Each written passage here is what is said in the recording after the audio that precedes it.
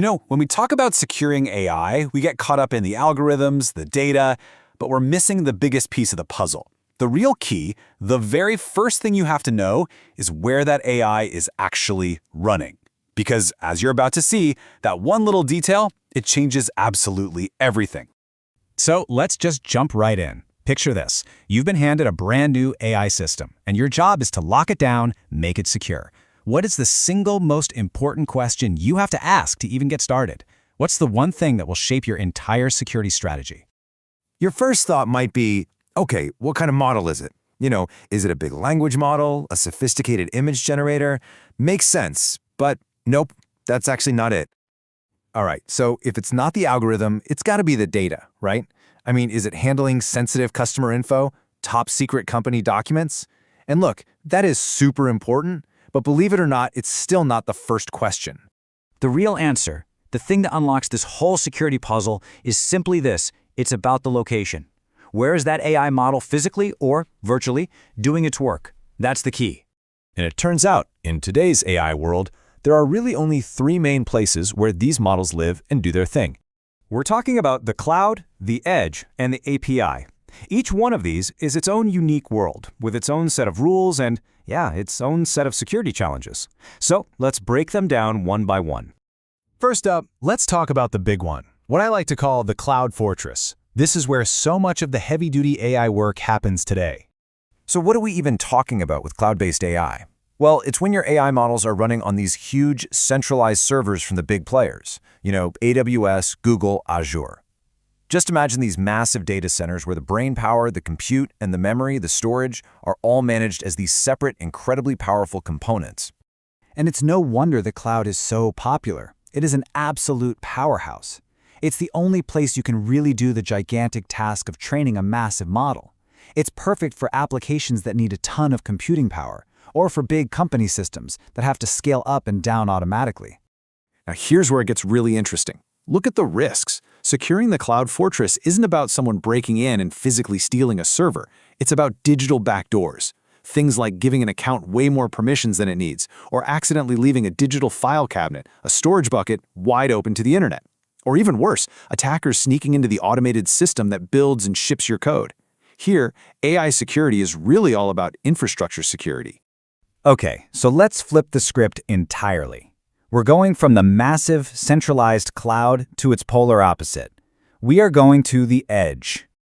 Edge AI just means the model isn't in some far-off data center. Nope, it's running right here, on the device in your hand or in the sensor on the wall. The actual thinking is all happening locally, not on some remote server. And you use this all the time. That facial recognition that unlocks your smartphone? That's Edge AI. A smart sensor in a factory that predicts a machine is about to break? That's Edge AI.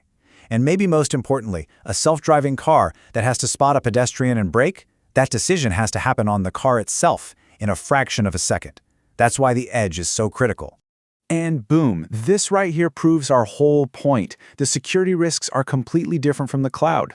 Now we're worried about someone actually getting their hands on the device. They could try to reverse engineer the AI model right off the chip, mess with the device's core software, or even attack the hardware itself. The whole security game shifts from protecting infrastructure to protecting a physical thing. All right, so we've covered running AI in your own giant cloud fortress and running it on a tiny device in your hand. But what if you don't run it at all? That brings us to our third location, calling the API. This is the approach used by services like OpenAI or Google's Gemini. Your application doesn't actually host the AI model. Instead, you just wrap up your question or your data, send it across the internet through something called an API, and then a third party runs their huge model and sends you the answer back. Basically, you control the phone call, but they control the brain on the other end. And it's easy to see why this is so popular.